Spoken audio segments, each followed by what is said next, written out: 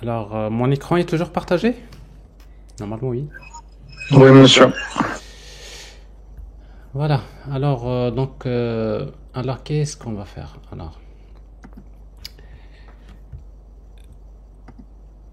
Nous allons commencer à rentrer dans des détails aussi importants.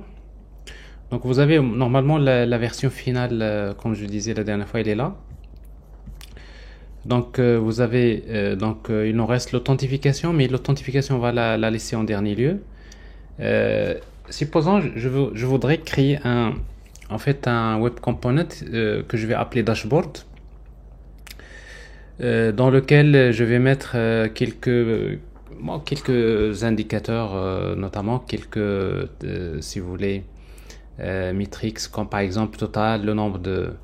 Je vais afficher en permanence le total de produits, le nombre de produits checked, le nombre de pages, page size, etc. Donc ça, c'est un component qu'on va développer à part et dans lequel on va mettre ces informations. Bon, supposons que vous avez un component qui permet de faire un dashboard. Mais ce dashboard-là, il dépend des données qui se trouvent dans ce composant. C'est-à-dire, il va dépendre des données qui sont dans l'état de ce composant. Alors maintenant, on va tomber dans un problème. Alors, c'est quoi le problème? C'est que vous avez en fait ces deux composants-là. Comment ils vont communiquer? J'avais déjà expliqué cette problématique, c'est que pour faire la communication entre les composants, normalement, ce qu'on voit ici, c'est une hiérarchie de composants.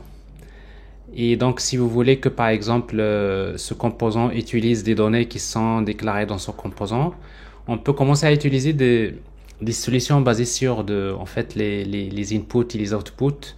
Donc, ça, on peut s'amuser à faire ça. Mais j'ai déjà expliqué, c'est vraiment pas une bonne solution. Alors, c'est la raison pour laquelle, souvent, il est plus utile quand vous avez par exemple des données de votre application qui ont besoin d'être utilisées par plusieurs composants. Bon, il existe plusieurs composants dans votre application et chaque composant il a besoin d'accéder à des données communes. C'est ce qu'on appelle le state, l'état de l'application.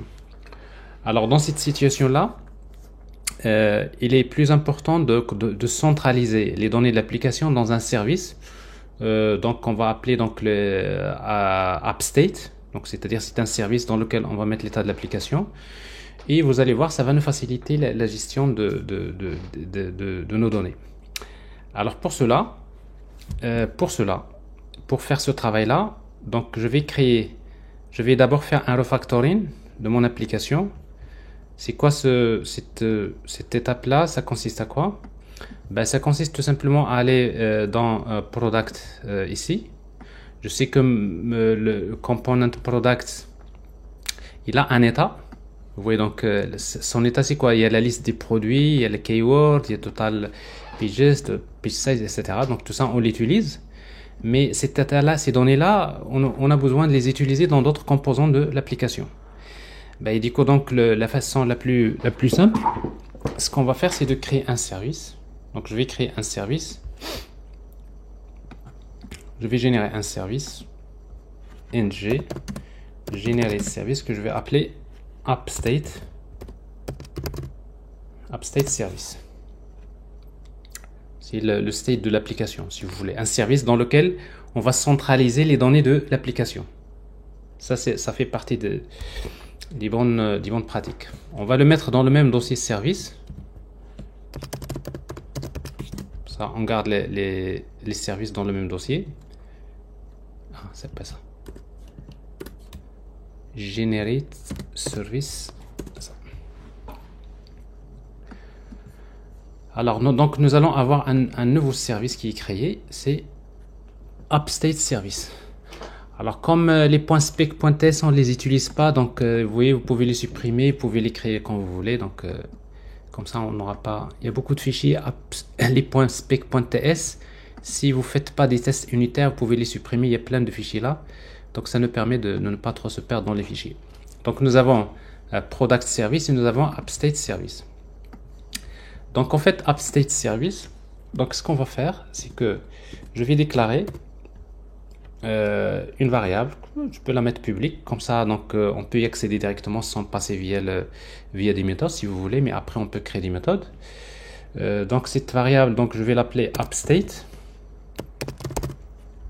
Upstate. Donc je peux l'appeler product state si vous voulez, product state égale, bon, égale à quoi? Égale à un objet, tout simplement. Et dans cet objet là je peux mettre les données du state. Alors qu'est-ce que je vais mettre? Je vais donc aller vers product component. Je vais prendre ces données là que j'ai ici, CTRL X. Je vais les déplacer dans ce service.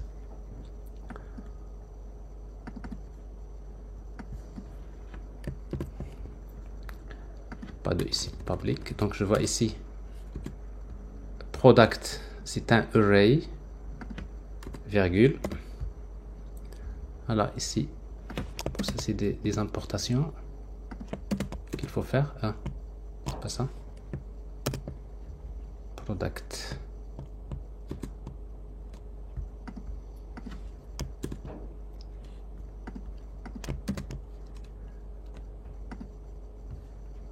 Alors, product, il est importé. Alors, c'est quoi Point d'exclamation, monsieur. Non. Alors, ici, c'est quoi ça? Non, il y a... Alors, product de type...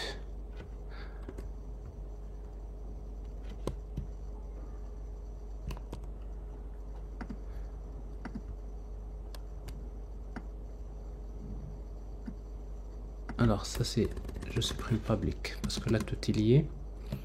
Alors ça c'est string.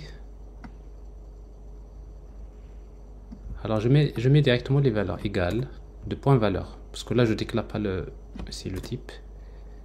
Alors virgule total pages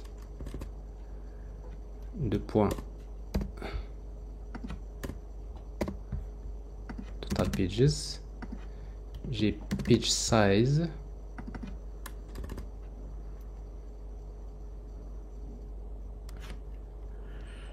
Alors page size donc c'est 2.3. Bon après on pourra penser à ce typage là. Alors current page 2.1. Alors je vais quand même jeter un coup d'œil dans mon repository. Parce que là parfois il se trouve qu'il y a des choix qui sont déjà faits. Donc j'ai dans mon application, j'ai les services, j'ai upstate service.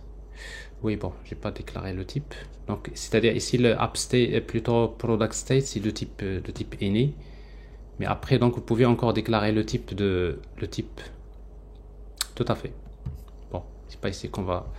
Alors je suppose que ici product state de type any. Ici. C'est-à-dire il contient des données quelconques. C'est votre state, vous pouvez mettre ce que vous voulez. Donc ça c'est la première des choses. Donc j'ai ici donc les données des state que j'ai centralisées, que j'ai déplacées tout simplement vers le service. Alors maintenant, pour pouvoir les utiliser dans product ici, alors je vois bien il y a des erreurs partout, parce que c'est là où on utilise. Et bien tout simplement, qu'est-ce qu'on va faire? Eh ben, on va tout simplement injecter le service.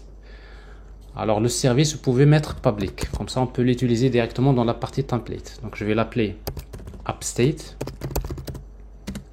de type upstate service.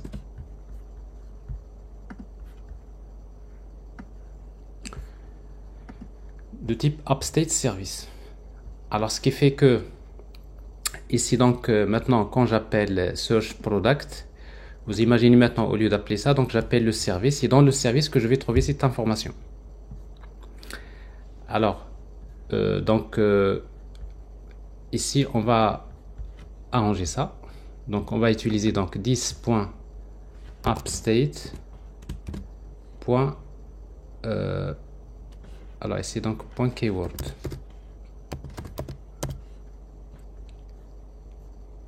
Monsieur, au lieu de changer toute Les emplacements, on crée en nom les variables.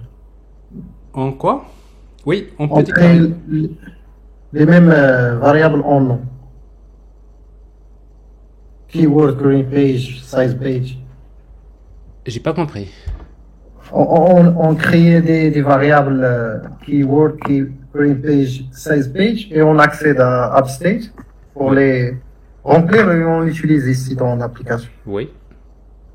Oui, mais je suis en train juste d'expliquer déjà parce qu'il faut comprendre d'abord ce déplacement et après on peut encore faire un deuxième refactoring pour arranger. Donc ici notre state c'est app service et app service contient product state et product state contient keyword. Vous voyez, donc ça c'est.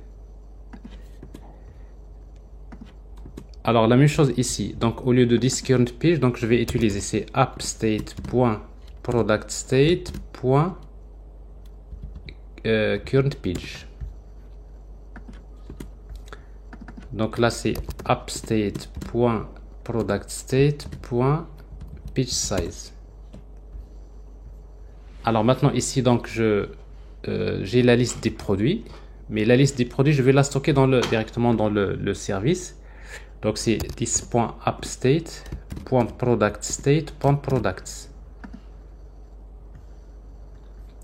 Je calcule total pages au lieu de total pages ici, donc je vais utiliser this.appstate.productstate.totalPages. Alors ici donc au lieu de faire diviser par voilà this.appstate.productstate. Voilà, donc sinon voilà, donc on peut toujours le laisser comme ça. Donc là je suis en train directement d'accéder à mes données. Donc la même chose ici, this.appstate.productstate page size. Alors on va incrémenter la valeur.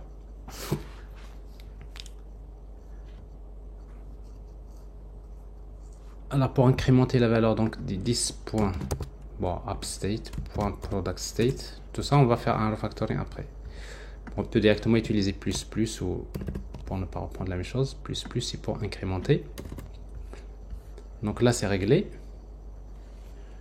Là quand je fais delete, donc vous voyez ici donc this.product égale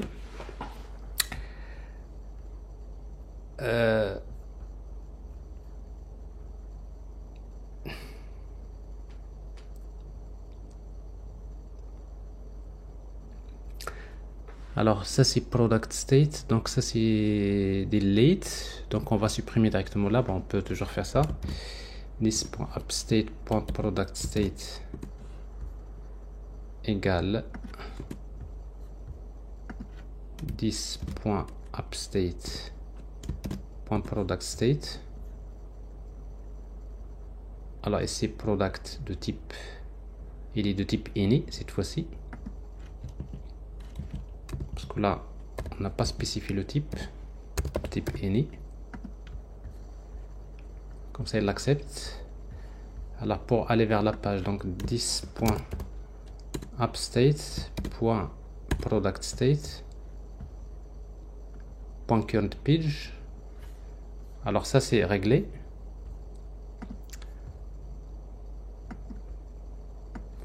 Alors, je fais la même chose dans la partie HTML.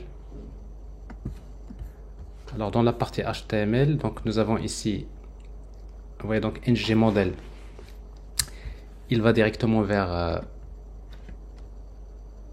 product service product state. Non, c'est pas product service, c'est appstate. Appstate.productstate. Bon, jusque là donc c'est juste on a déplacé des données quelque part et là on est en train d'y accéder de cette manière là. ngFor donc c'est appstate.productstate.products. Bon, il n'y a rien qui vous empêche de faire ça ici, donc this.appstate.productstate Ici la même chose, current page, donc c'est 10.upstate .current page .product state .current page.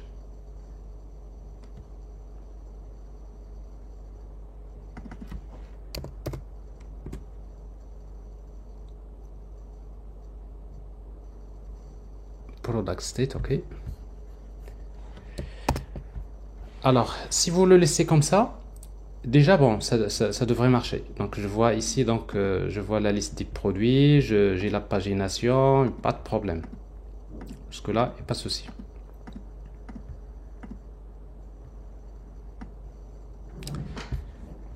Alors, mais tout ça, pourquoi je fais ça?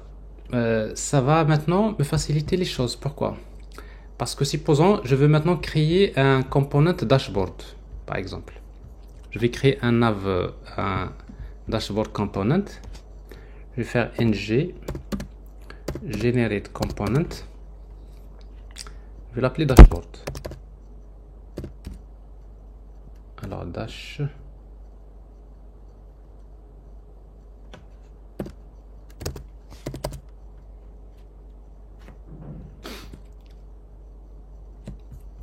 Dashboard component. Alors maintenant, ce dashboard component que j'ai ici,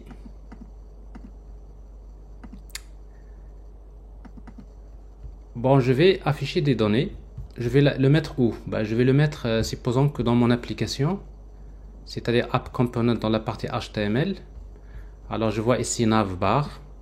Ok, navbar, il est là. Je vois le contenu là. Et juste après navbar, je veux afficher, si vous voulez, dans navbar. Oui, on peut le mettre ici directement. Donc je vais l'appeler app dashboard.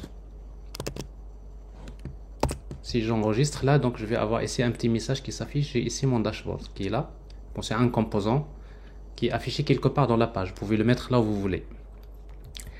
Alors ce dashboard component, donc on a besoin d'afficher des statistiques sur, par exemple, les données que j'ai dans l'application. Alors pour cela, donc dans la partie ici TypeScript, bon, je peux utiliser directement le constructeur.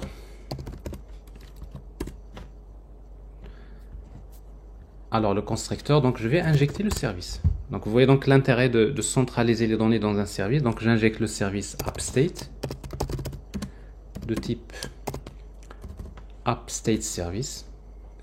Je le mets en public si vous voulez. Et comme ça, donc on peut y accéder directement par là, pas de problème. Alors dans ce cas-là, je vais créer un div classe padding tree. Je crée un div. Bon, je fais un navbar. Je peux faire un div classe égale carte par exemple.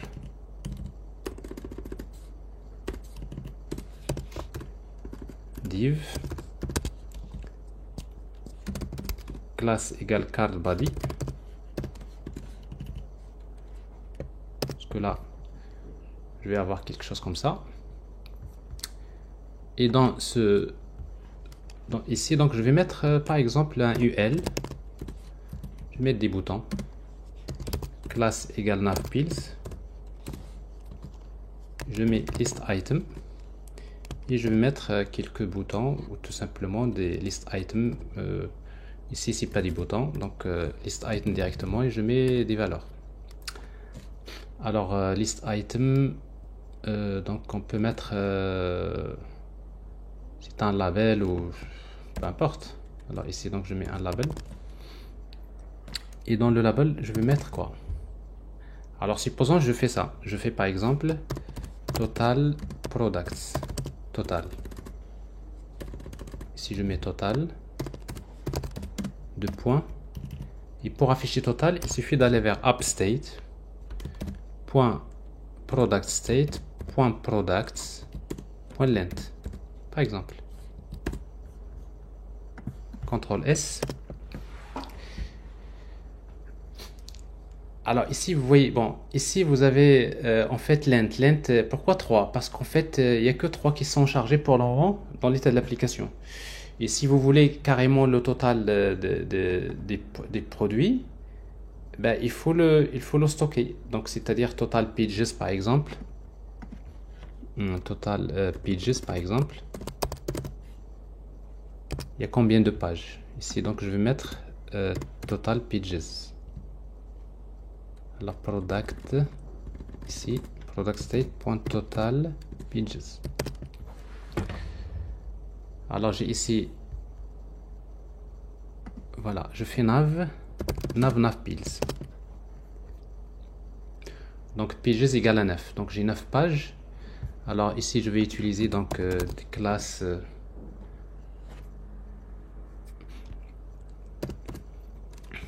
border info. Je fais un padding de 1 et je fais par exemple bg info.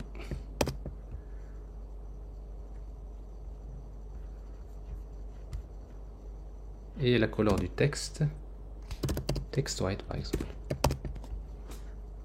Bon, on va juste faire quelque chose comme ça. On va faire quelque chose de plus simple. Donc ici je vois total pages, ok. Ben, je fais la même chose ici, CTRL C, CTRL V. Donc je vois ici par exemple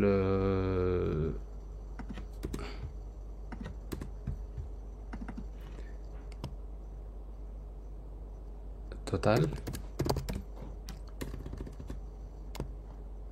size si vous voulez. Chaque page est combien ici. Alors là on a besoin de faire petit espace à la margine.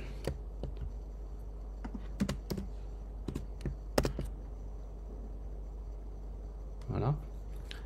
Et après on va changer des couleurs. Donc vous avez size, vous avez quoi d'autre, donc on va faire, je sais pas ce que j'ai fait tout à l'heure. Alors ça c'est le total, c'est readme.md. Moi, je vais faire quelque chose comme ça, voilà. Total, j'ai checked page size, checked par exemple. Alors total. Alors normalement total ça devrait être total product. Ben, si normalement c'est fois la page, etc. Mais tout ça on peut c'est-à-dire total count, on peut toujours le mettre dans le state si vous voulez. Donc c'est-à-dire dans le state de l'application, app state service. Donc vous pouvez ajouter une autre variable, total count, total products. Bon, après donc chaque ici la valeur par défaut c'est 0 par exemple. Et comme ça donc quand vous chargez les produits dans products, quand vous chargez les produits, alors ici donc vous avez total products, et ce total products on peut l'ajouter au state directement. This.product appstate .product state .total products égale total products. On peut le stocker comme ça. Et comme ça dans notre dashboard, ici donc on va mettre, ça c'est quoi ça, c'est pages, le nombre de pages, ici size, et je vois ici total pages, je fais copier-coller, total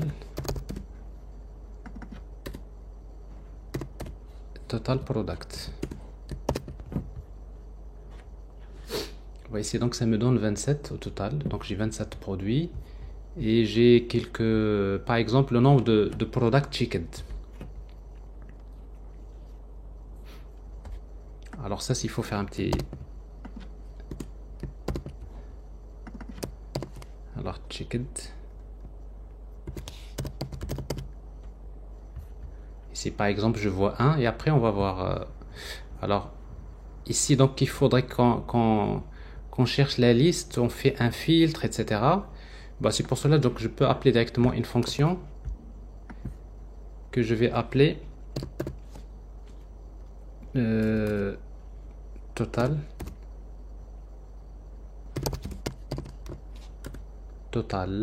checked products, une fonction. Je vais la créer et directement ici, qu'est-ce qu'on va faire? Ben, on va utiliser, on va retourner return. Qu'est-ce qu'il va retourner? C'est 10.upstate.products state.products. Et je peux faire ici .filter filter, okay, pour chaque produit.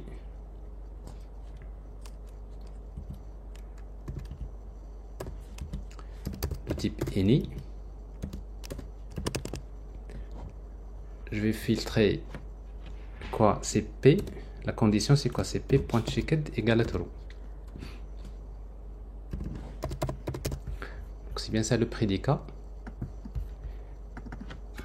Normalement, si je fais filter, donc ça me retourne la liste des produits qui sont checkés. Ici, voilà, donc checked products.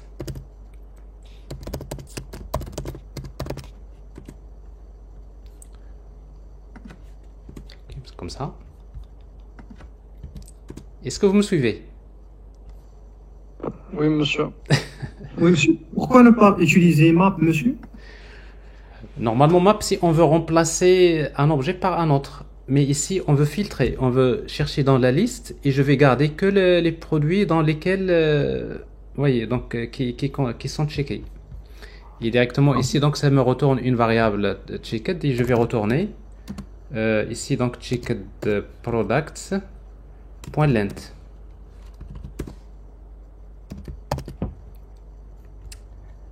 Alors regardez ici, ça me fiche 1. Alors je vais changer les couleurs. On va faire un peu de qaws quzah. Alors bon, qaws quzah, vous savez ce que c'est? Oui. Alors on va mettre l'arc-en-ciel. Alors l'arc-en-ciel, c'est beaucoup de couleurs. Alors On a mélangé ici, monsieur, dans le... Comment? Le navigateur, on a mélange. Oui. Alors ici donc ça c'est ça. Je vais mettre ici le bleu, par exemple BG au lieu de info. Donc on va utiliser par exemple success. Ici je vais mettre un primary par exemple.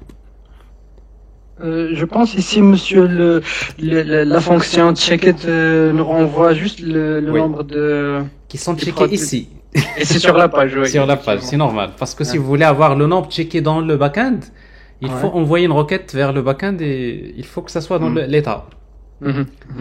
Alors, mais ce qui est intéressant, regardez bien. Ce qui est intéressant, regardez, je vais checker ici. Quand je vais changer là, regardez. Ouais, Je check et là, ça change automatiquement. effectivement. 3. C'est ça l'avantage maintenant. Vous avez ici deux composants qui partagent le même state via un service. Ben, Edico, donc ici, donc je vois. Par exemple, ici, si je supprime, je vois ici, il y a par exemple page ici 9. Je vais supprimer, non, plutôt total element 27. Je vais supprimer. Une fois que je supprime, alors ici, donc ça reste toujours 27, ce qui n'est pas normal. Pourquoi? Parce que quand on supprime, ce qu'on fait ici, quand on supprime, on supprime le produit dans le... Alors, pourquoi ça change pas ici? Ah oui, c'est normal. Parce que ici, donc, j'affiche pas le... J'affiche... voilà. Il faudrait recharger. Si vous voulez vraiment voir la valeur, il faudrait recharger les données parce que xTotalCount, il est retourné quand vous recherchez. c'est-à-dire quand vous rechargez les données. Alors dans notre Monsieur- cas ici, on est obligé de, c'est comme si vous faites recharger, donc ici vous voyez c'est 25. Donc si vous voulez que ça se passe comme ça, ben, il faudrait dans la partie la product ici, dans delete, handle check, handle delete. Alors fait donc handle delete ici, qu'est-ce que nous avons fait? Nous avons directement filtré, nous l'avons supprimé de là. L'autre solution, c'est de carrément, c'est de ne rien faire ici et tout simplement d'appeler this.search products. Voilà. Et vous savez, search product, il va recharger les données. Normalement, c'est comme ça, ça peut marcher. Et bien sûr, vous pouvez combiner d'autres. Alors, si je supprime là, vous voyez ici donc, il y a 24. Je supprime. Il y a 23. Mais là, ici, à chaque fois, on recharge. On charge la page. Donc, ce qui permet en fait, de mettre à jour la page, etc. Bon, ça, c'est notre simple dashboard, si vous voulez, qui est fait. Alors maintenant, si vous voulez, si vous centralisez le state de l'application dans un service, et comme vous voyez, c'est très simple. Depuis là où vous allez, vous pouvez, par exemple, là où vous allez, vous pouvez accéder à votre state. Avec un service, vous pouvez partager l'état de l'application dans plusieurs composants. Et chaque composant peut prendre les données qui l'intéressent et les utilise. Vous voyez ici, ce composant-là, il fait des dashboards, des statistiques. Là, lui, il va afficher les données. Il y a un autre qui va afficher uniquement des notifications, un petit info. Donc, c'est un peu ça. Alors, donc, une fois que nous avons fait ça, nous allons en profiter pour la partie authentification. Parce que pour l'authentification, donc ça c'est la partie qu'on va faire.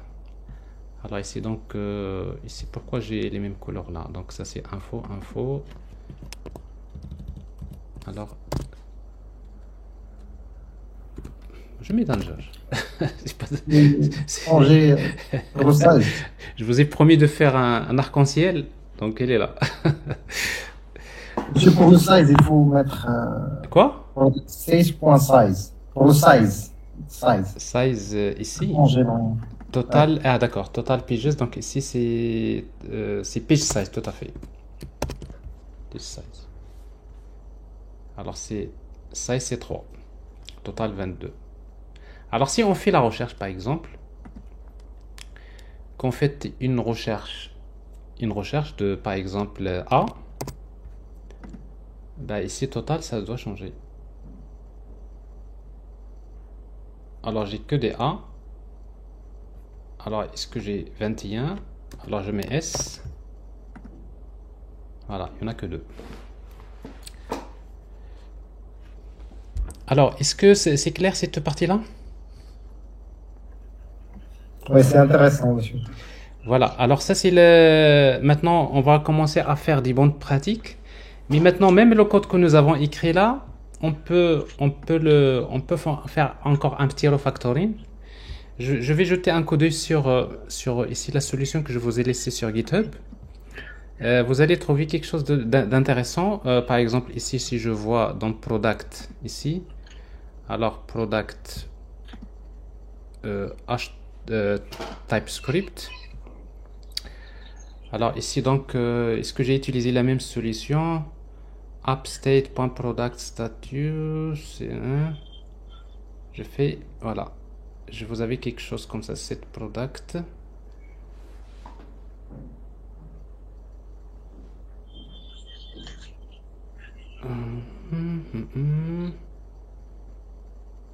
Voilà. Alors en fait c'est la même chose, donc ce qui est plutôt plus pratique, c'est de créer une méthode qu'on va appeler. Ça fait partie des bonnes pratiques. Donc là, ça marche. On va revenir sur notre AppState Service. Alors, pour changer quelque chose dans ça, au lieu d'aller directement vers la page, vers l'attribut qui est public ici, souvent, on crée une méthode je vais créer une méthode que je vais appeler void set product state. Set product, c'est pas ça, c'est pas du Java. C'est set product state. Bon, ça c'est un void si vous voulez. Alors set product state, on va lui donner le state. On peut mettre any si vous voulez. Et ce state là, ça peut être un objet qui contient c'est un objet qui peut contenir soit total, parce que parfois je vais changer product, parfois je vais changer keyword, parfois je vais changer 2, etc. Donc moi j'ai le state, et si vous voulez le changer, donc je vais utiliser ici this.productState. Product state égale à quoi? Égale un objet dans lequel je vais d'abord créer la copie avec 3 points. Alors si quand vous mettez 3 points, ça veut dire ici donc c'est this.productState. Alors si vous faites ça, si vous faites ici this.productState précédé par les 3 points, ça veut dire je vais copier tous les attributs. On va prendre tous les attributs, on va les copier, virgule, et ensuite on va ajouter le state. C'est-à-dire ce state là. Supposons je vais changer que product, donc je vais copier les données et je vais écraser product. Si je veux changer keyword, je vais copier toutes les données et je vais écraser keyword. Alors ça c'est très pratique de faire ça, et si vous avez ce genre de méthode, vous avez peut-être aussi besoin de récupérer, de créer une méthode, d'autres méthodes utiles qui permettent de, si vous voulez que votre state soit ce qu'on appelle soit immutable, c'est-à-dire immuable. C'est-à-dire une fois que vous, parce que dans la pratique généralement quand on le state, on va pas vers le state, on change des valeurs, mais on va créer un autre state, une copie du state dans lequel on va mettre des copies. Donc ça c'est-à-dire avoir soi-disant donc ce qu'on appelle un objet immutable qui, une fois, si vous voulez le changer, il faut créer une copie dans laquelle vous mettez. Donc je crée une copie. Et dans cette copie-là, je vais changer ce que je veux. Alors ça, si vous faites ça dans product ici, on va la syntaxe, vous pouvez la changer. Alors par exemple ici, au lieu d'aller directement vers ici, aller stocker ça. Donc qu'est-ce que je change là? Donc je vais là c'est quoi ça? C'est total pages. Donc je vais déclarer des variables. Alors ça c'est je vais mettre en commentaire comme ça. Ça, au lieu de faire ça, je vais déclarer une variable let total pages. Pas de problème. Donc if total product, etc. Donc je vais incrémenter total pages. C'est-à-dire je définis mes données. Une fois que je fais ça, je change les données. Et comment je vais les changer? Donc je vais utiliser this.upstate.setProductState. Et quand je fais setProductState, qu'est-ce que je vais mettre? Je vais transmettre quoi? Je vais transmettre d'abord les produits. Alors là, la même chose. Donc je vais changer ici. Je vais mettre une variable letProducts égale. Et comme ça ici, donc je peux faire ici. À quoi est égal products? Let's state, c'est alors let's state products, le point c'est products virgule, c'est-à-dire dans le state product je vais mettre product, dans total products je vais mettre total products, dans total quoi d'autre, total pages. Alors total pages, je vais mettre total pages et current page, donc ici il n'y a pas de problème. Vous voyez, donc ça c'est voilà. Alors vous voyez, donc ça, au lieu d'accéder directement au state et vous allez directement modifier la variable, ça fait partie des mauvaises pratiques. Pourquoi? Parce que vous allez vers le state et vous modifiez une variable dans le state directement. Au lieu de cela, à chaque fois si on veut modifier le state, il faut passer par la méthode setProductState. Et setProductState, je lui donne les données qu'il veut changer. Bah, et après, il va les prendre, il va les mettre dans le state. Et ça fait partie des bonnes pratiques, si vous voulez. Alors, si vous faites ça, donc ça devrait marcher, ça devrait pas marcher. Parce qu'il y a quelque chose, j'ai l'impression qu'il y a quelque chose que je n'ai pas initialisé ici. Alors, set product state. Alors, set up state, plutôt up state, set product state. Je définis products. Non, j'ai un problème dans la méthode. Je crois que j'ai pas bien fait ça ici. Non, si. This.productState égale une copie de product state et après state. Alors, qu'est-ce que j'ai fait ici? Donc, sur upstate, service, j'ai une copie du state. Ah, il faut mettre une copie de ces variables, tout à fait. C'est ce que j'ai oublié. Donc ici, point. Donc je vais copier donc cet objet-là, c'est-à-dire tous les attributs de cet objet, parce que c'est un objet. Je prends tous ces attributs, je les ajoute. Et donc comme ça, donc, on complète notre state de cette façon-là. Donc c'est comme ça. Alors ça c'est également une petite, on va dire, un petit refactoring qui est très utile. Pourquoi? Parce que quand vous allez utiliser généralement, si vous gérez le state dans n'importe quelle librairie, toutes les librairies généralement, le state on vous dit qu'il doit être immuable. C'est-à-dire que en principe on va pas changer directement le state. Si vous voulez le changer, il faudrait créer une copie. Pour créer une copie, donc on va faire, voilà, on crée un nouvel objet. On va d'abord, on va lui transmettre les copies de l'état actuel, le state actuel, et après je transmets les données qu'on veut changer. Et voilà, donc ça c'est une partie. Donc normalement ici ça devrait marcher.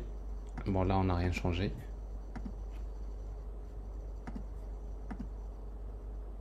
Voilà. Est-ce que c'est clair pour cette partie-là?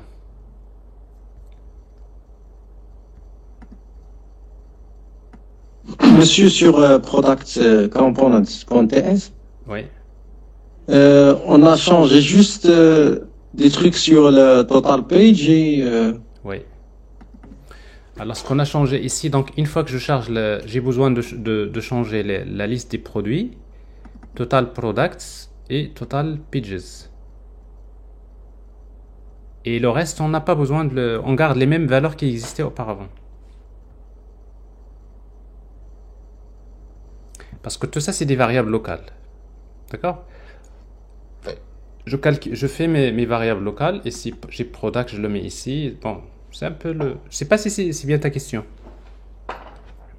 Oui, c'est ça, merci. Alors, par exemple, dans l'autre, s'il y a une autre partie dans laquelle on va changer le state, donc on va voir d'ailleurs, on va faire la même chose pour le reste. Voilà. Alors ça, c'est pour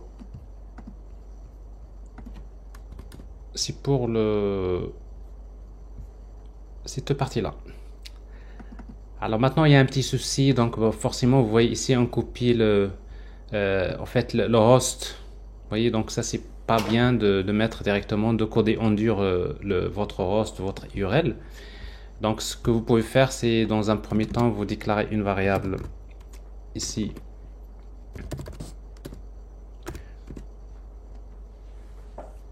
Que vous allez appeler par exemple host de type string égale à ça. CTRL X.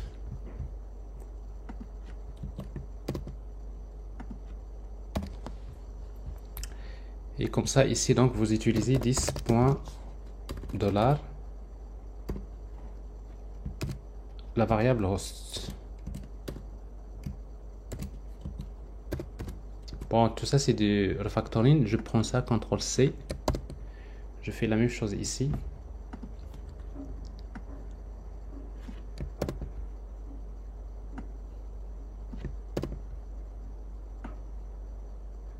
Après, Après, même cette valeur-là, il faut la mettre comme variable d'environnement.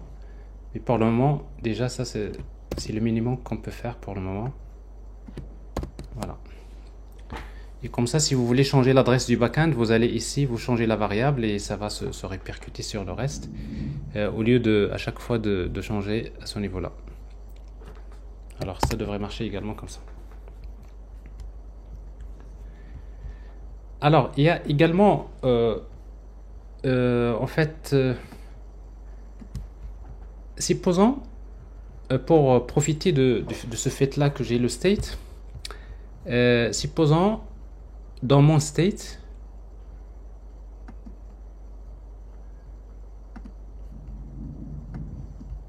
donc upstate, je vais ajouter des messages, comme par exemple status. Alors status.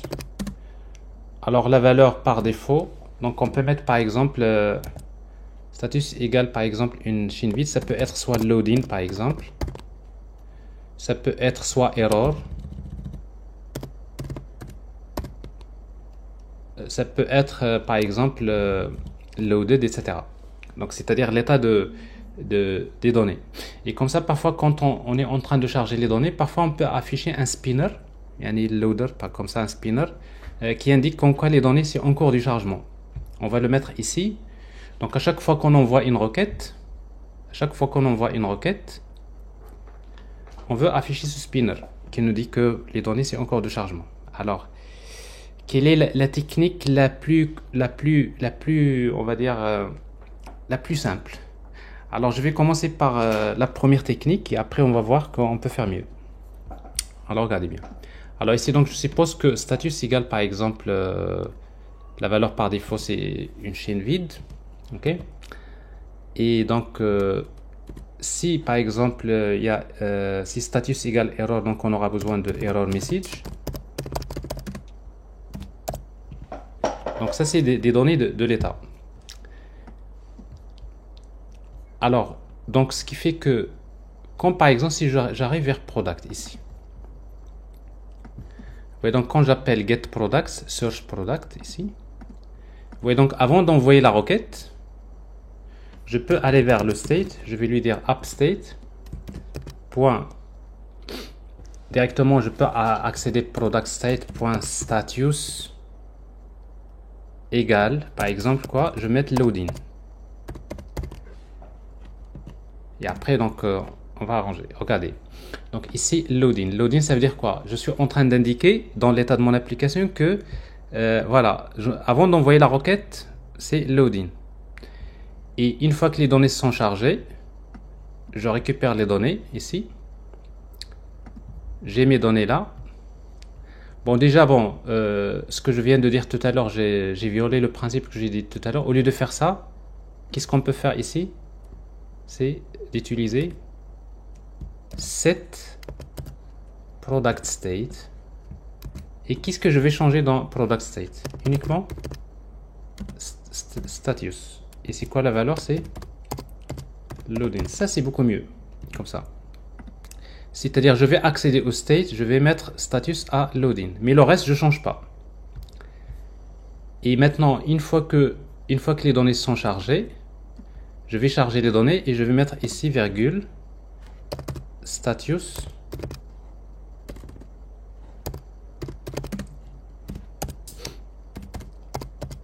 loaded par exemple. Et après si par exemple il y a ici erreur,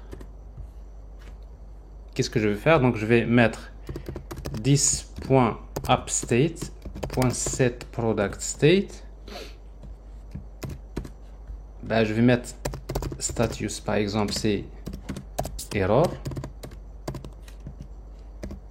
Et dans ce cas-là, error message.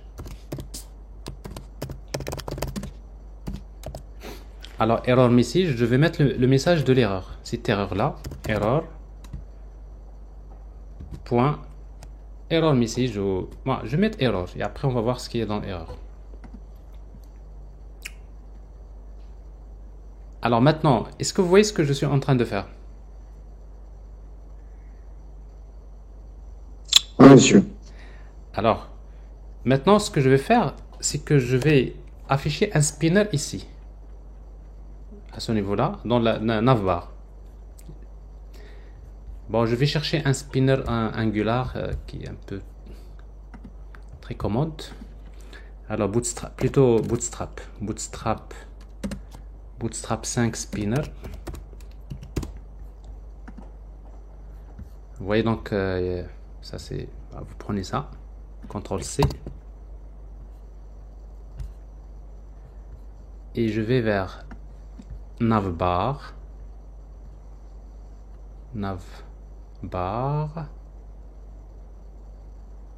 Ah ben je n'ai pas créé navbar. Pourquoi? Parce qu'il est à l'intérieur de app. J'ai pas créé navbar parce que normalement ce composant là il vaudrait mieux que ça soit un composant séparé. Bon, je vais le faire parce que là quand je fais ng generate component navbar, ng generate component navbar.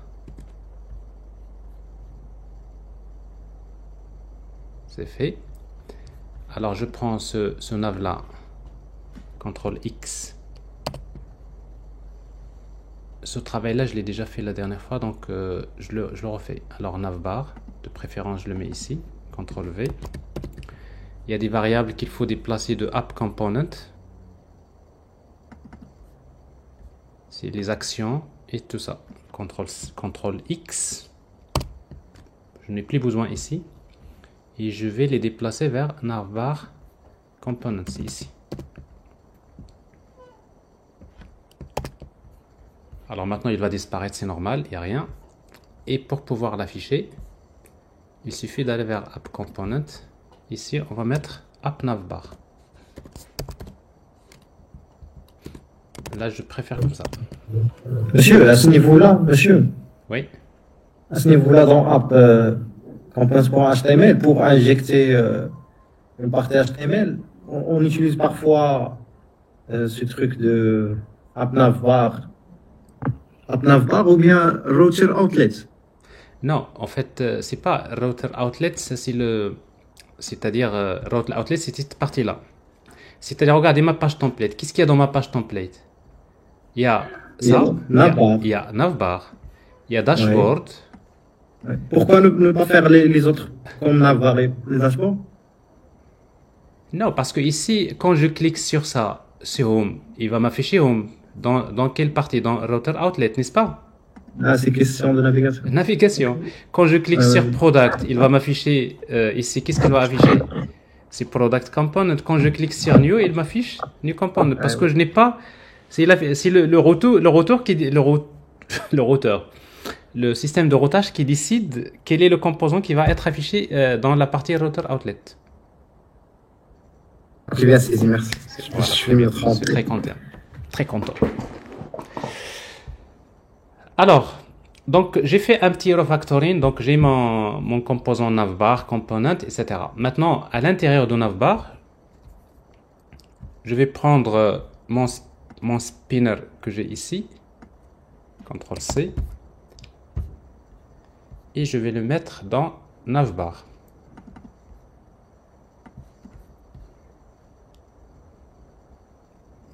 Alors dans navbar, HTML.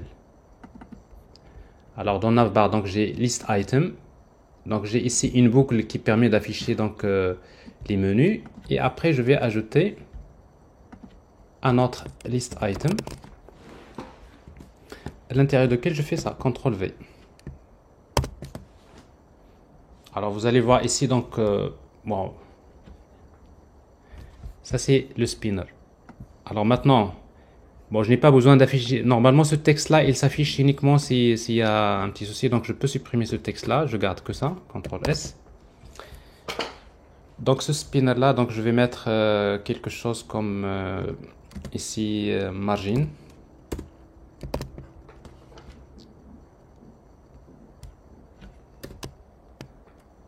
MS2. Alors maintenant, regardez bien. Mais quand est-ce que ce spinner, quand est-ce qu'il va s'afficher? uniquement quand le state est dans le status égal loading, n'est-ce pas? Parce que ici, donc, quand je charge le produit, qu'est-ce qui se passe? Quand je charge le produit, status égal loading, et que loading, donc il va rester loading, j'envoie la requête, il va rester loading jusqu'à ce que les données arrivent, et après, il va passer vers loaded. Donc, ce qui fait que moi, ce que je vais faire, donc, ce spinner-là, je vais l'afficher uniquement quand le state, le status égale loading. Alors, pour cela, ben, encore dans navbar, c'est très simple. J'ai le constructeur.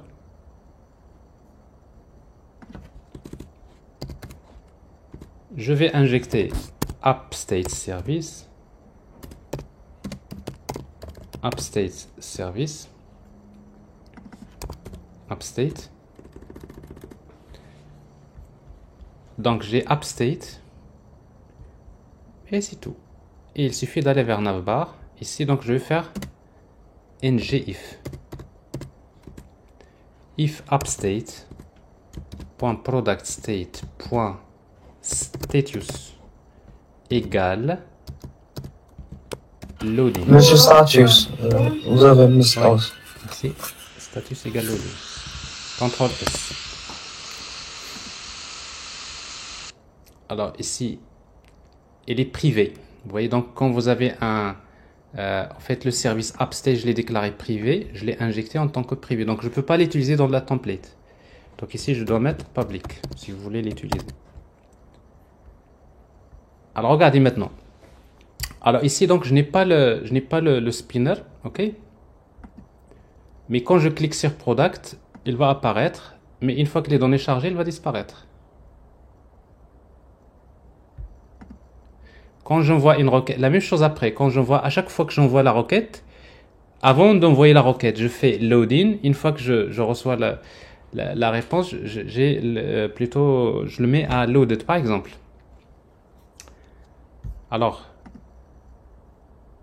est-ce que c'est clair? Oui, c'est clair, monsieur. Alors, donc, ça c'est le... Mais, alors le problème c'est que maintenant, si vous allez dans cette direction, c'est que dans toutes les requêtes, par exemple, je vais vers New Product. Quand je fais Save, ici, la même chose. Avant d'envoyer la requête, je fais Loading. Une fois que les données arrivent, je fais Loaded. S'il y a erreur, il faut que je récupère l'erreur. Alors, on va simuler le cas de l'erreur. Par exemple, ici, dans navbar, alors je vais mettre un component que je vais appeler error component. Je vais créer un composant ng generate component error app error component app errors component par exemple. On va centraliser un composant. À chaque fois qu'il y a une erreur, il sera affiché. Donc app error component, il est là. Elle est là, app error component. Alors, app error component, la même chose. On va injecter. Alors, public appState de type appStateService. OK. Une fois qu'on va l'injecter, bah ici, qu'est-ce qu'on va mettre? On va mettre un div. On va mettre une classe. Donc on va mettre classe, c'est padding par exemple tree. On va mettre un div avec classe alert danger par exemple, danger. Ici, mais ce contenu là, on va l'afficher uniquement ngIf. Uniquement c'est appState.productState.status par exemple égale à quoi? Égale error. Alors si le statut égale error, ici donc je vais afficher directement le message d'erreur. Ici donc c'est appState .product state point error message. Vous voyez? Alors error message c'est un objet, donc je vais l'afficher en format JSON et après on va voir ce qu'on va afficher. Quelle est l'information qu'on va afficher ici? Je vais l'afficher au format JSON. C'est un objet JSON. Pipe JSON. Alors ce composant là, où est-ce qu'on va le mettre? On va le mettre quelque part, par exemple en haut. Donc et après, donc on lui trouvera une belle place. Donc ici donc app, ici dans app component, dans ma page template, je vais carrément dire bon ici, je vais mettre app error, app error.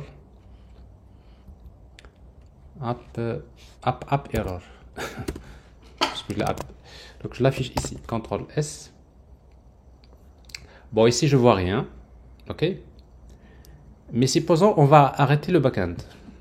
Ici, on va arrêter notre backend qui est lancé ici. Ok.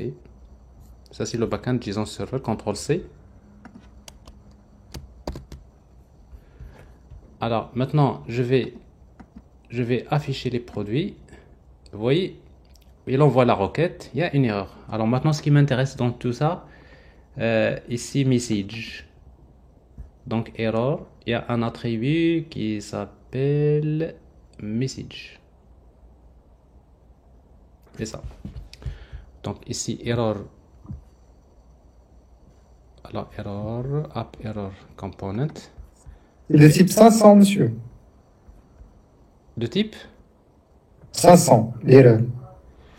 normalement ici ça doit être un non error. Un non-error quand il y a un problème au niveau des réseaux. Il vous dit HTTP, etc. Parce qu'en fait, il n'arrive pas à contacter le backend. Le backend n'est même pas contacté. Mais c'est pas 500. Ok. Bah, si vous voulez voir le code d'erreur, il faut juste voir dans la réponse. Vous pouvez le voir dans l'objet. Alors ici, donc, si je vous fais... au lieu de faire ça, je vais mettre message.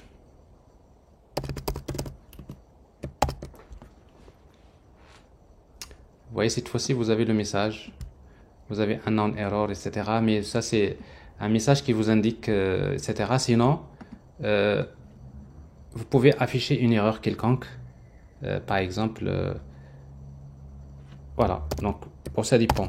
Si c'est une erreur, par exemple, qui est revenue par le backend, vous allez avoir ça. Mais ça, vous avez ce message-là. Alors ici, donc, je vais démarrer mon backend à nouveau.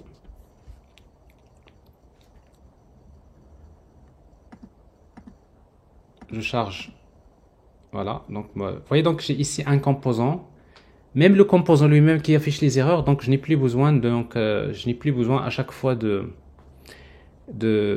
gérer les erreurs. Quand il y a une erreur dans n'importe quelle page, quand il y a une erreur, il va s'afficher en haut ici, donc vous pouvez centraliser ce genre de choses. Est-ce que vous voyez l'intérêt de centraliser le state de l'application dans un service?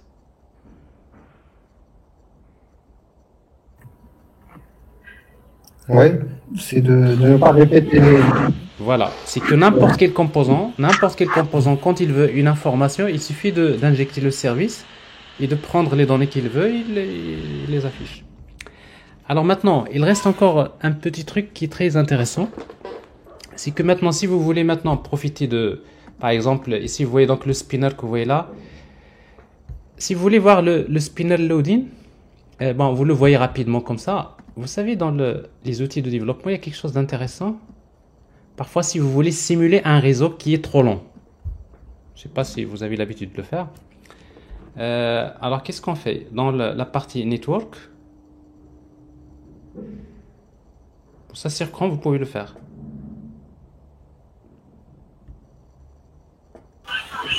Je n'ai jamais utilisé, monsieur, cette fonction-là. Alors, là, c'est très utile. Alors, regardez ce que vous allez faire. Mais pourquoi il me bloque là? Voilà. Oh là là.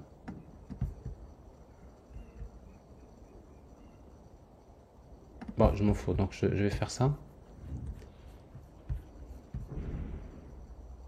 Je fais ça et je fais ça. Comme ça, j'ai ma page ici. Alors vous avez donc ici Network. Alors dans Network, bon déjà, pourquoi il y a ça? Bon, il faut voir.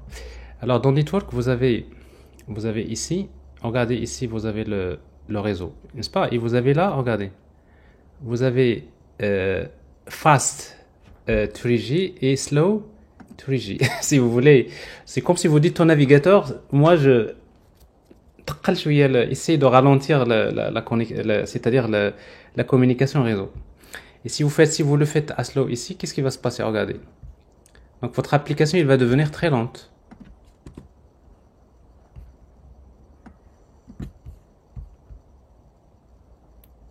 Regardez, votre spinner, il va rester beaucoup de temps. Alors si vous faites ça, voilà.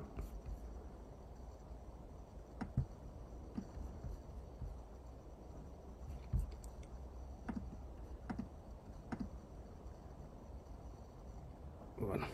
Alors sinon, si quand vous êtes dans le network, etc., donc vous allez vraiment voir l'effet, c'est-à-dire de ce ralentissement. Mais si vous êtes dans un état fast, normal, bah, après il faut le remettre à l'état normal. Bah, normalement, voilà, c'est plus rapide que l'autre. Alors c'est utile, c'est pour simuler donc des connexions réseau lentes. Ça peut être utile.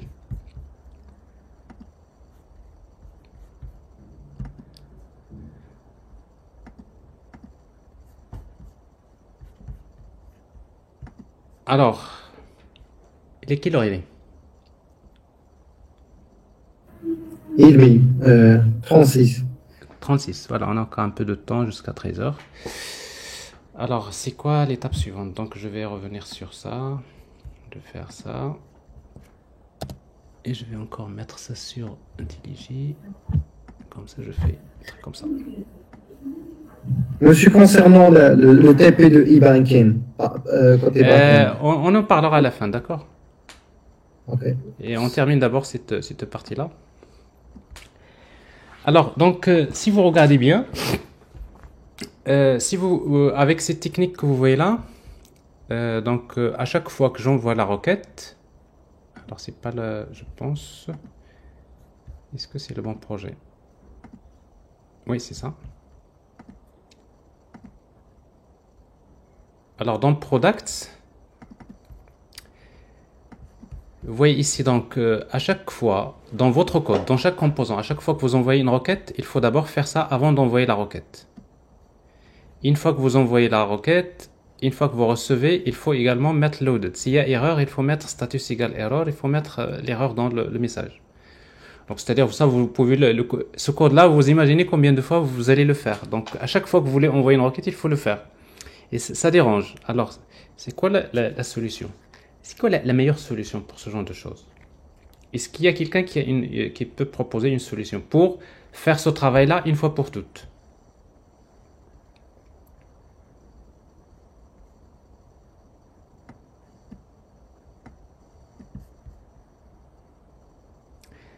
Eh bien, la solution, c'est d'utiliser ce qu'on appelle un intercepteur. Alors, vous savez que dans toutes les applications front-end, vous avez besoin de créer ce qu'on appelle un intercepteur HTTP. Et c'est quoi un intercepteur HTTP? Un intercepteur HTTP, c'est un service qui intercepte toutes les requêtes HTTP. À chaque fois que vous envoyez une requête HTTP, il va l'intercepter avant qu'il l'envoie. Il va l'intercepter. Et quand il va l'intercepter, dans l'intercepteur, vous pouvez ajouter des choses. Par exemple, on va voir pour l'authentification, à chaque fois que vous envoyez une requête, vous avez besoin d'ajouter le header authorization avec le bearer token, etc. Souvent, l'intercepteur qui fait ce travail. Pour éviter à chaque fois de faire la même chose dans toutes les requêtes, on va laisser ça à l'intercepteur. Si par exemple, dans toutes les requêtes, vous avez besoin d'ajouter un header, par exemple ce cas-là, moi je veux qu'à chaque fois que j'envoie une requête, avant que la requête soit envoyée, on va mettre le state de l'application à loading. Une fois que je reçois la réponse, je mets loaded et le problème est réglé. Est-ce que vous voyez l'intérêt? Ça va m'éviter ça va m'éviter. Exactement. Exactement. Ce qu'on a fait en back-end, c'est presque la même chose. Donc ça, c'est un travail normalement pour ne pas faire des copier-coller comme ça. Vous pouvez le faire dans un intercepteur. Alors, on va créer un intercepteur. Alors, pour créer un intercepteur Angular, vous pouvez utiliser ng generate component generate interceptor. ng generate interceptor.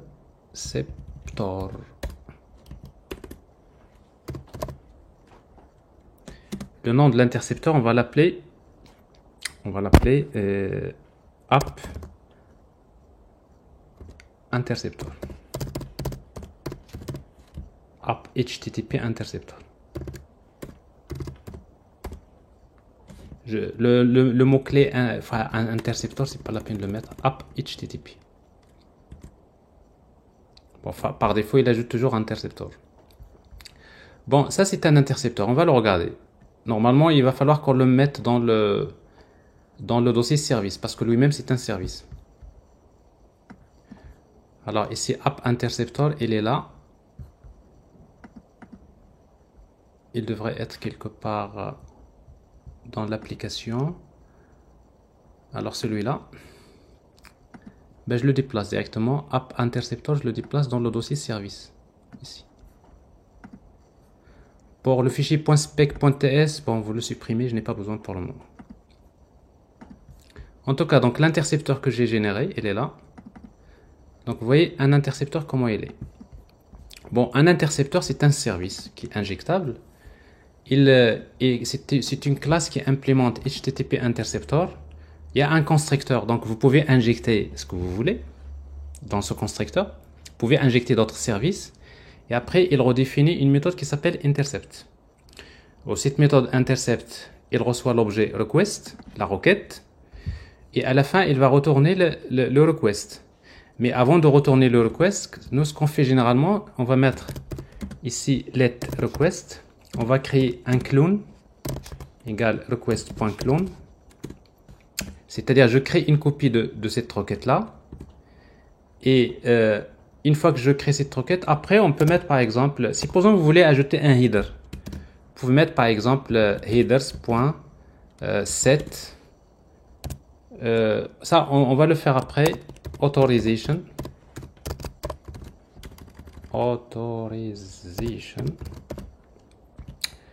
La valeur, vous mettez par exemple bearer et vous récupérez votre token par exemple. JWT, bon ça c'est l'étape de l'authentification. Ici pour le moment, bon ça sert à rien. Donc, et après, qu'est-ce que vous faites là? Vous mettez return next.handle, voilà, cette requête là. Donc vous voyez, donc je crée une copie de cette requête, il intercepte, il va ajouter un header et il retourne la requête. C'est-à-dire, n'importe quelle requête que vous envoyez, cet intercepteur, qu'est-ce qu'il fait? Il va lui ajouter le header authorization. Alors, pour que cet intercepteur puisse fonctionner, il va falloir le déclarer dans le module. Alors, comment le déclarer? Ça se passe dans Providers. Dans Providers, il faut déclarer app interceptor.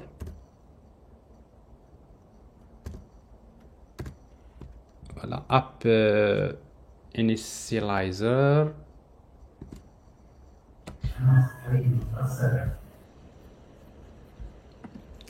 Alors, j'ai ici mon intercepteur. Je suis dans le module. Ça arrive parfois les inférences. Voilà, c'est provider. Donc, provide HTTP interceptor, la classe de votre intercepteur, et après vous mettez multi égale à true. Multi-provider. Donc ici, qu'est-ce qu'on va mettre? On va mettre un objet. On va déclarer un provider, provide. Donc c'est un intercepteur, initializer. Plutôt c'est HTTP interceptor, c'est pas HTTP interceptor. Use class. Alors la classe de notre intercepteur, on la connaît. Il s'appelle app HTTP interceptor. C'est la classe qu'on vient de créer. C'est cette classe-là, c'est notre intercepteur. C'est HTTP interceptor. Et après, vous mettez multi égale de point true. Voilà. Alors, vous avez déclaré un intercepteur. C'est parfait. Votre application va continuer à fonctionner. Normalement, pas de problème. Mais la seule chose, c'est que si vous regardez dans votre... vous inspectez vos requêtes, vous allez voir, quand vous regardez ici, donc vous allez trouver les headers. Et dans les headers, vous allez trouver un header authorization en principe. Alors ça c'est la requête qui est envoyée.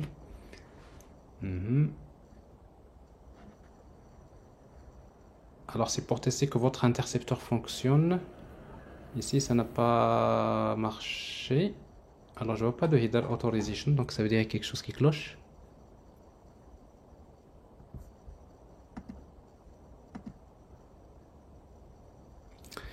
Et il faut redémarrer le serveur ngserve. Parfois ça arrive. Pourquoi? Tout simplement parce que ici donc dans providers il le fait au démarrage parfois. Il faut faire ça, mais bon, c'est juste pour m'assurer. Alors donc ici je vais afficher les produits, je vais regarder ça, je vais regarder s'il y a ce header là authorization. Il n'est pas là. Alors s'il n'est pas là, donc ça veut dire que il y a quelque chose qui cloche. Alors qu'est-ce qui cloche? On va le savoir tout de suite. Donc, comme je commence à me fatiguer, je vais jeter un coup d'œil sur mes trucs. Alors ça c'est providers, donc ça c'est fait. Alors je vais regarder mon intercepteur que j'ai ici. Alors mon intercepteur il fait plus que ça parce que ici donc je fais un request.clone. Ah, c'est pas c'est pas comme ça, donc il faut faire clone et après vous mettez headers comme ça. C'est pour cela. Alors c'est-à-dire si je regarde mon intercepteur, je vais faire un changement ici.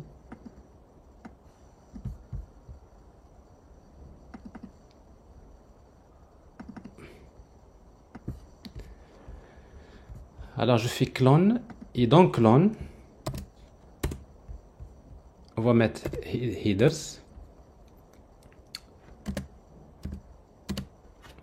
et dans headers donc on va mettre le header donc ici plutôt headers request.headers.set request.headers, je prends les headers et je vais ajouter set et je fais ça.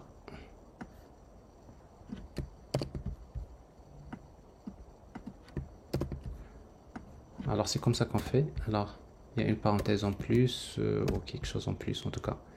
Set, il y a une parenthèse en plus. Il n'y a pas de point virgule.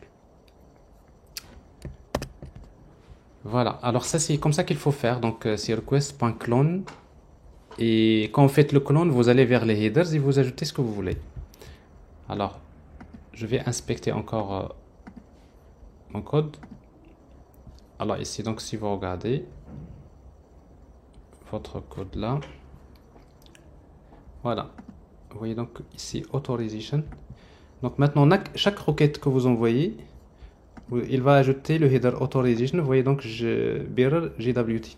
Donc ça veut dire que par la suite, une fois au moment de l'authentification, on va utiliser cet intercepteur là pour qu'il puisse envoyer dans chaque requête le token, JWT token. Donc c'est une partie sur laquelle on va travailler encore. Alors maintenant, cet intercepteur là, je vais profiter de l'utiliser comme ça. Ben, je vais injecter dans l'intercepteur AppState. Donc app state service.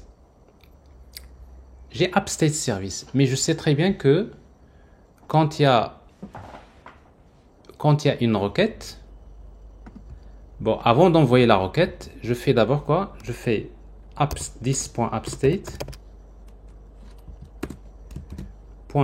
.set product state et je vais utiliser status égale loading.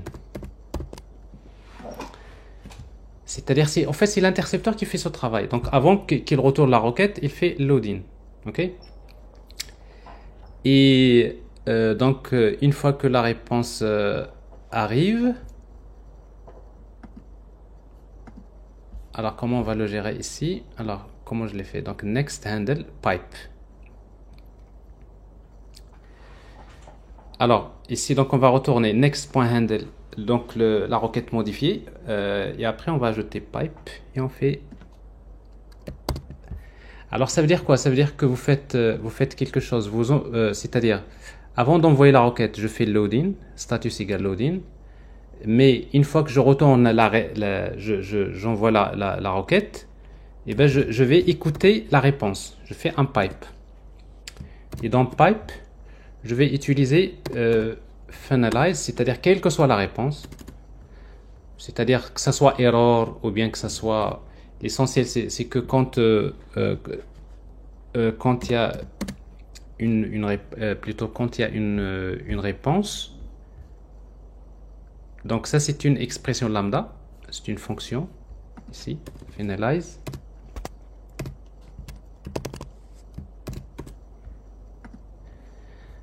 Alors, je laisse la requête partir. Alors ça c'est la parenthèse pipe, c'est à l'intérieur de... Alors il faut pas que vous perdiez comme ça. Alors regardez, return, point virgule. Alors qu'est-ce qu'on va ajouter ici? Pipe. Et c'est à l'intérieur de pipe qu'on va mettre le pipe finalize.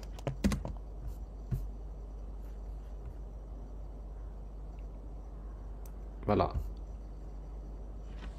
Finalize. Il faut l'importer.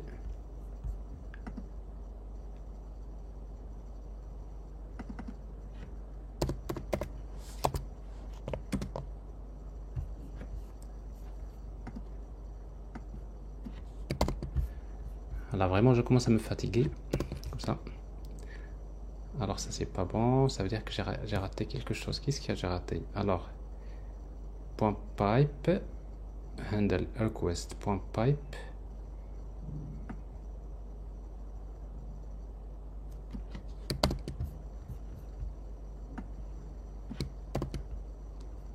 Alors ça c'est request rec. Je sais pas ce que j'ai raté tout à l'heure, mais en tout cas, donc vous retournez next.handle request. Donc vous laissez la requête partir. Une fois qu'elle parte, vous faites un subscribe, soit disant pipe. Dès que la réponse arrive, avant de retourner la réponse à votre application, quels que soient les cas, ben, je vais tout simplement profiter de ici pour lui dire. Alors après, ici, donc on va cacher tout simplement le loading. On va mettre par exemple, là c'est encore pas très commode. Pourquoi? Parce que si vous mettez loaded, alors si vous mettez le loaded, ça suppose que tout est bon, mais ça peut être également erreur. Donc ce qui fait que ici, donc pour le moment, on va regarder déjà si notre intercepteur, est-ce qu'il fait le travail. Regardez ce qu'on va faire. Alors ce qu'on va faire, c'est d'aller vers product ici. Maintenant on va supprimer ça. Ce travail là on n'a plus besoin de le faire. Vous voyez donc ici, donc ça on le mettait en commentaire. Et la même chose ici. Donc je n'ai plus besoin de faire loaded. Là, je peux mettre loaded si vous voulez. Je peux le laisser ici parce que je sais que c'est l'état il est comme ça. Donc l'essentiel c'est que maintenant le loading, donc je le fais pas ici. Alors j'exécute mon application. Là, vous allez voir ici. Donc ce qui est intéressant, c'est ça. C'est que si je fais ça, vous voyez donc mon intercepteur il fait ce travail là. à chaque fois qu'il y a la requête. Maintenant, je vais en profiter quand je fais save. Je vais ajouter, quand je fais save, la même chose. Vous voyez, il apparaît, hop, il disparaît. Alors quand je fais par exemple edit, je fais edit, vous voyez donc là il apparaît. Une fois que je fais save, hop, la même chose, ça marche. Alors vous voyez donc le fait d'utiliser ce travail là au niveau de l'intercepteur, ben, je n'ai plus besoin de me soucier de ce problème. Je sais très bien, quelles que soient les requêtes envoyées, ben, mon intercepteur il va faire quelque chose pour moi, pour toutes les requêtes. Et qu'est-ce qu'il va faire pour moi? Bon, principalement, il va envoyer le message. Voilà, il va initialiser d'abord le statut allloading. Et il copie la requête, il va lui ajouter le header authorization. Pour ça, ça va être très utile pour nous dans la partie authentification. Et vous avez finalize. Donc ici, donc quand il laisse la requête partir, il va l'écouter, il va faire un subscribe, et donc quelle que soit c'est-à-dire la réponse, et bien tout simplement on va faire encore quelque chose. On va initialiser par exemple, je peux mettre n'importe quoi parce que ici donc je sais pas ce que c'est l'erreur ou pas. Mais après, si vous voulez traiter l'erreur, vous pouvez également essayer d'autres. En fait, il y a d'autres opérateurs errors. Que vous pouvez utiliser, vous récupérez l'erreur, vous mettez le message d'erreur, et ça, on va l'ajouter après. Est-ce que vous voyez l'intérêt de l'intercepteur? Oui, monsieur. C'est parfait. Alors maintenant, si je clique sur ça, regardez, à chaque fois je fais une opération, chaque opération, supprimer, delete, update, donc mon spinner ici, donc il fait son travail. Alors ici, donc j'ai une validation, c'est pour cela ça ne tient pas. Alors, sûrement aujourd'hui, donc je vais pas traiter l'authentification parce que ça demande, en fait, c'est une partie sur laquelle que je vais réserver pour la dernière séance qui sera la prochaine fois. Donc comme ça on aura vraiment l'occasion de parler des tokens, JSON Web Token, comment faire un système d'authentification basé stateless, etc. Et comment après avec Angular, comment structurer votre code de façon à ce qu'on puisse gérer les rôles, les droits d'accès, l'authentification, pas mal de choses à apprendre encore à ce niveau-là. Mais quand même il y a un dernier point qui reste. Alors maintenant, il y a une autre façon de gérer, si vous voulez, de la situation pour le spinner. Par exemple, ici, loading. Une autre solution, c'est de créer, en fait, ce qu'on appelle créer un subject. Alors, un subject, c'est un type d'observable. C'est un type d'observable particulier qui peut lui-même être un observateur. Donc, je vous explique. Alors, on va créer un service. Donc, je vais créer un service, carrément. Un nouveau service que je vais appeler loading service. C'est juste pour vous montrer c'est quoi l'intérêt de loading service. Donc, generate service. Dans le dossier services, loading service. Alors, ce loading service que j'ai ici, elle est là. Bon, .spec, je vais le supprimer. Ça, je ne vais pas polir mon code comme ça. Alors, loading service, qu'est-ce qu'on va faire? Regardez bien. Loading service, on va déclarer un subject. Donc ici, donc je vais l'appeler isLoading par exemple. IsLoading égale new subject. C'est subject, c'est-à-dire c'est un observable. C'est observable, donc pour lui, donc il va gérer son état, c'est un booléen. C'est-à-dire pour lui, donc l'observable, et donc à un moment donné, il va émettre soit un true ou bien un false. Et donc ici, dans ce service-là, je vais créer deux méthodes. La méthode que je vais appeler show spinner show loading de type void.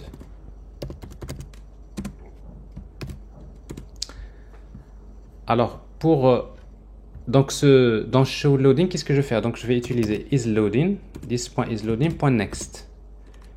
Donc next, ça veut dire quoi? Je vais émettre, je vais envoyer à n'importe quel composant qui m'écoute, je vais lui envoyer true. Et après, je vais utiliser une méthode que je vais appeler hide loading. Loading spinner, bon, vous pouvez l'appeler quoi? Loading spinner. Hide loading spinner.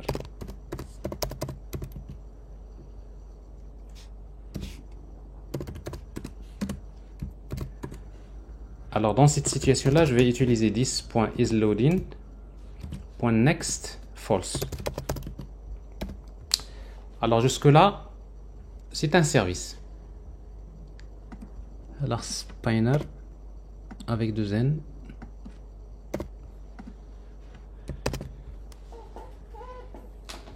Alors comment on va l'utiliser? Et bien tout simplement ce service là, une fois que je le fais de cette façon, maintenant je vais aller vers mon intercepteur. Bah, cette fois-ci je n'ai plus besoin d'injecter le ici upstate service, mais je vais utiliser ce service là qui s'appelle, c'est comment je l'ai appelé déjà, loading. Donc c'est loading service ls de type loading service. Et ce loading service que j'ai ici, bah, au lieu de faire ça, bah, ça c'est une première solution. Donc je vais la mettre en commentaire. Au lieu de faire ça, donc je vais utiliser this.loadingService.show loading spinner. Et ici, au lieu de faire ça,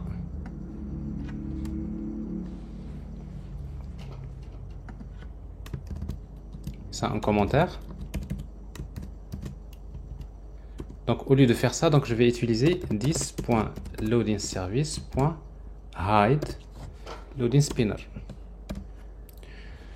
Donc c'est vraiment dans n'importe quelle application. À chaque fois, moi, je veux par exemple, je veux quelque part dans l'application, c'est-à-dire envoyer cette information, ben, je passe via ce service. Donc j'appelle hide ou bien show loading spinner. Show loading spinner, qu'est-ce qu'il fait? Ben, tout simplement, il va tout simplement, qu'est-ce qu'il fait? Ben, il va utiliser isLoading, il va émettre true, sinon il va émettre false. Alors maintenant, ici, donc je peux mettre ça public. Alors d'habitude, quand il s'agit d'un observable, on a l'habitude en fait, c'est que la variable commence par $1. Bah, c'est juste c'est pas obligatoire, c'est juste une convention. Parce qu'en fait, les observables, donc c'est des variables, on met $, c'est juste pour dire que c'est une variable, c'est un observable, ça veut dire si vous l'utilisez, il faut faire subscribe. Alors, maintenant, comment l'utiliser? Ben, je vais l'utiliser directement dans le navbar. Alors, navbar, ici. Alors, je sais que dans navbar component, ici pour afficher ce spinner là, tout à l'heure j'ai testé sur le upstate. Alors maintenant c'est pas ce que je vais faire. Et bien je vais directement dans appNavbar. Cette fois-ci je vais déclarer directement un attribut ici que je vais appeler isLoading égale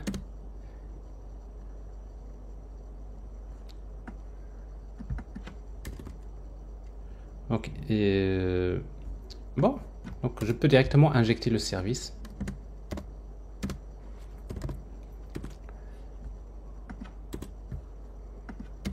C'est loading service. Monsieur Public. Oui, public loading service. Donc j'ai loading service. Et directement ici, maintenant au lieu de faire ça, et bien tout simplement je vais faire c'est loading service point et j'accède à la variable qui est publique is loading. Je sais que ça c'est un observable et pour faire un subscribe on va utiliser pipe. Alors quand il s'agit d'un observable on utilise pipe as5. Alors c'est l'égal à true. Pipe is5 alors donc ici navbar je pense est-ce que c'est comme ça que j'ai fait, donc je vais utiliser la même solution parce que là, alors ici donc upstate is authenticated, tout ça c'est voilà, c'est pas ça, upstate tout ça c'est spinner, c'est ici, bah, tout simplement loading est 5. Bon, c'est-à-dire c'est l'égal à true par défaut parce que c'est pas besoin. Alors si vous faites ça à 5, ça veut dire que vous faites un subscribe vers cet observable là et vous écoutez.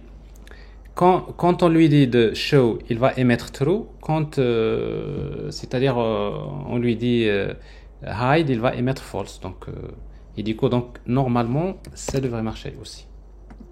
Alors si vous envoyez la requête, vous voyez, donc là ça marche. Donc mon intercepteur, donc je répète, qu'est-ce que je suis en train de faire? Bon, à chaque fois que j'envoie une requête,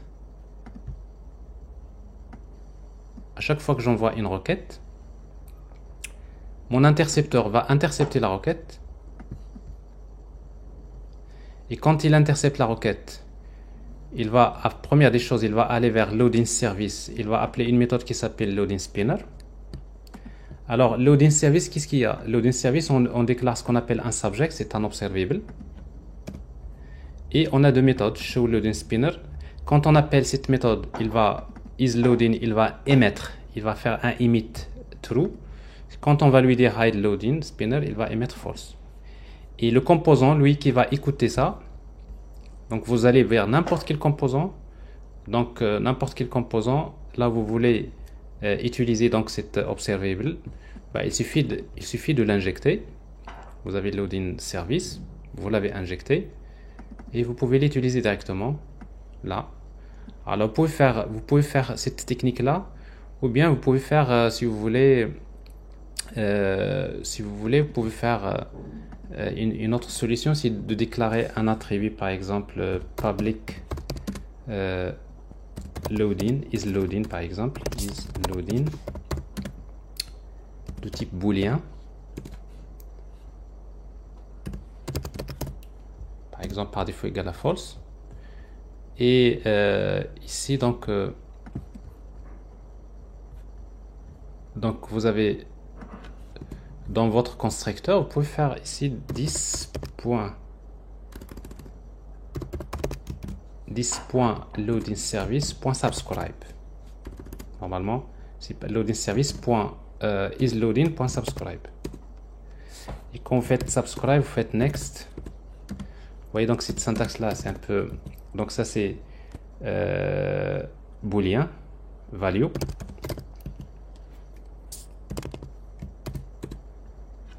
Et vous mettez 10.isLoading égale value. Ok. Donc c'est-à-dire au démarrage, vous faites un subscribe vers isLoading. Et quand vous avez la valeur, vous récupérez la valeur, vous la stockez dans cette variable. Et dans ce cas-là, quand vous allez faire le test ici, bah, directement, au lieu de faire ça, vous faites encore si la variable isLoading égale à true.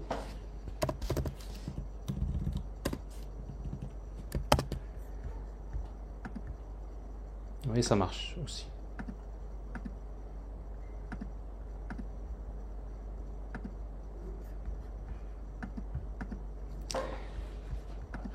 Mais donc ça c'est juste pour dire c'est un observable.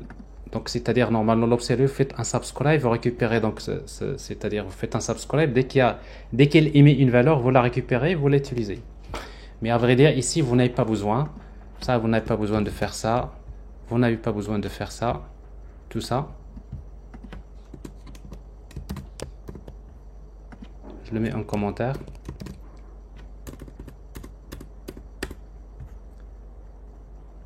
et vous revenez ici. Ça, je ne l'ai pas. Il suffit d'utiliser directement ici Loading Service. Vous accédez directement à l'Observable et directement à partir de la partie template, vous mettez S5, c'est-à-dire vous faites Subscribe. Ça fait. Donc là, c'est plus simple. Mais ces deux syntaxes c'est la même chose. Alors maintenant, à travers cette solution-là, vous venez de découvrir comment utiliser quelque chose de très important dans les applications Angular, c'est utiliser ce qu'on appelle un subject. Bon, un subject, c'est comme un petit broker dans lequel on peut publier des messages. Et lui, il va émettre, il va les diffuser pour les autres qui l'écoutent. Et du coup, donc, si vous voulez faire communiquer beaucoup de composants à travers le subject, c'est très simple. Vous accédez vers le subject, vous dites, vous allez faire un next, vous allez en fait émettre le subject, vous allez publier le subject l'information, le message. Ou avec subject, lui, il va le diffuser pour tous les autres composants qui l'écoutent.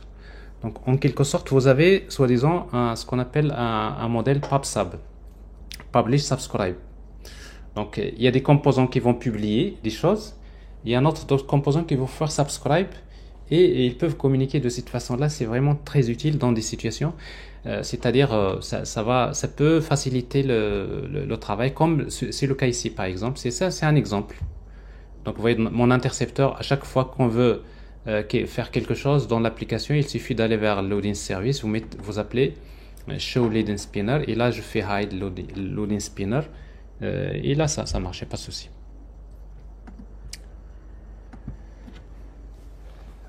Voilà, alors je pense qu'il est très utile de s'arrêter là.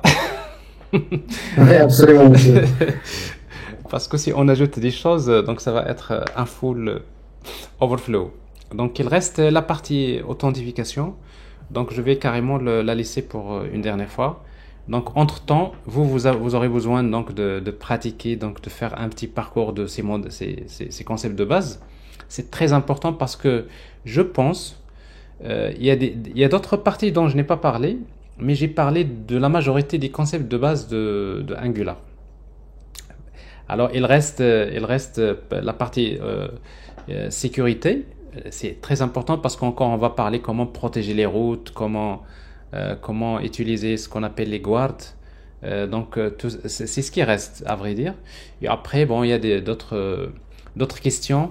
Donc j'aurai l'occasion de revenir aux questions qui ont été posées par votre collègue, comme le lazy loading, quelques questions, mais je préfère ça qu'on le traite une fois qu'on aurait accompli toutes ces histoires.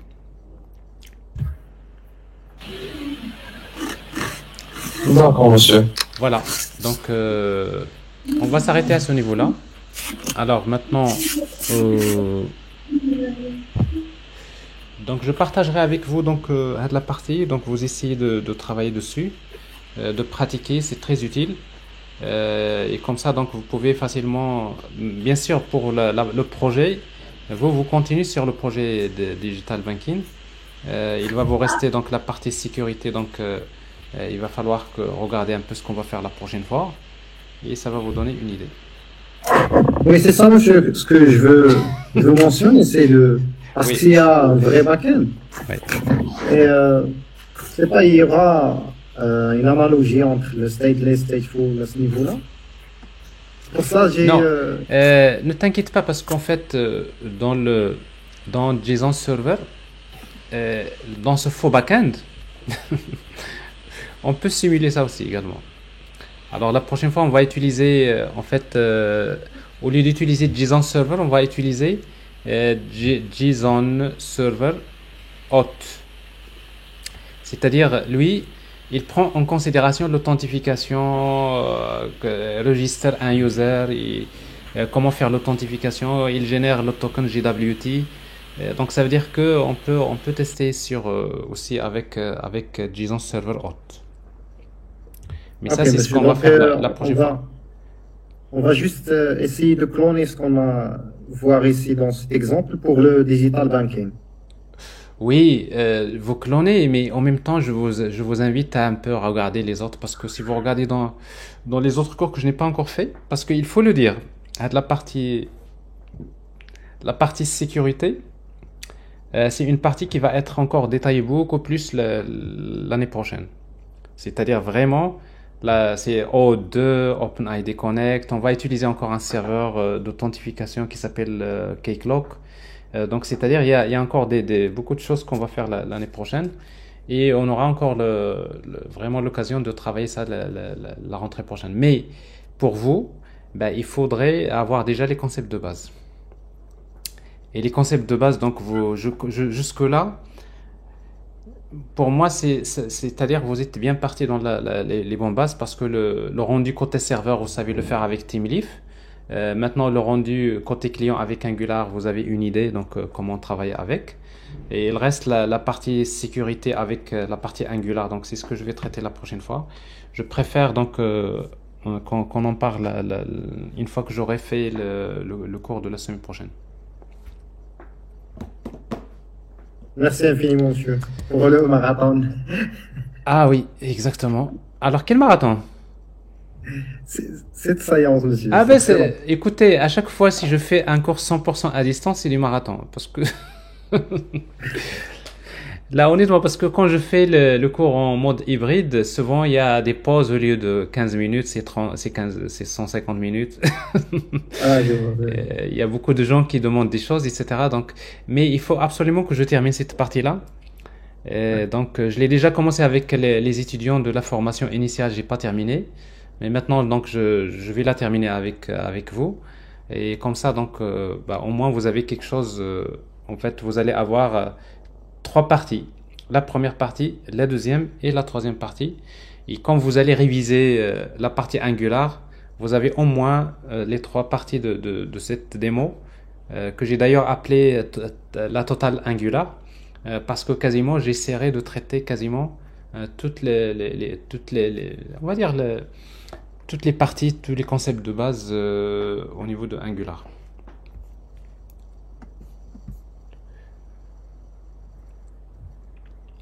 Voilà, je vous souhaite une très bonne journée et très bon week-end. Merci, monsieur. Merci à vous, également. Merci pour votre patience. Ouais. Monsieur, pour la semaine prochaine, on n'aura pas Non. des cours pour... La semaine prochaine, vous êtes en pause. Tout le monde est en pause, donc on va prendre du plaisir à Ndouzou l'Aïd avec Maddar et tout. Ouais. Et vous-même, vous avez besoin un peu de vous reposer un petit peu parce que je sais que ce semestre-là, je vous l'ai dit, c'est un semestre qui est trop chargé. Et donc, mais vous savez, c'est au niveau de la charge qu'on peut évoluer. Alors maintenant, la semaine prochaine, c'est un break et après, la semaine d'après, on aura l'occasion de voir. Mais quasiment, donc dans les prochaines séances, il y a beaucoup de choses qui se terminent. Et vous avez donc, comme ça, on va clôturer un peu cette fin de l'année vers le dernier dimanche de juillet. On va faire un truc en présentiel et je vais vous inviter de venir le maximum. Enfin, ceux qui sont vraiment proches, je vous invite à venir. On fera une séance, on va faire une mise au point. Donc, ce qui a été fait, ce qui reste à faire, et en même temps, on peut discuter, donc éventuellement, s'il y a des choses à améliorer, en tout cas pour l'année prochaine. Donc, on est toujours à l'écoute. Ok? شكرا بزاف. Voilà. Inch'Allah. Merci beaucoup, monsieur. Voilà, bon courage. Aïd Moubarak Saïd. Eid Mubarak Saïd, exactement. هذا مهم بزاف, donc, Inch'Allah.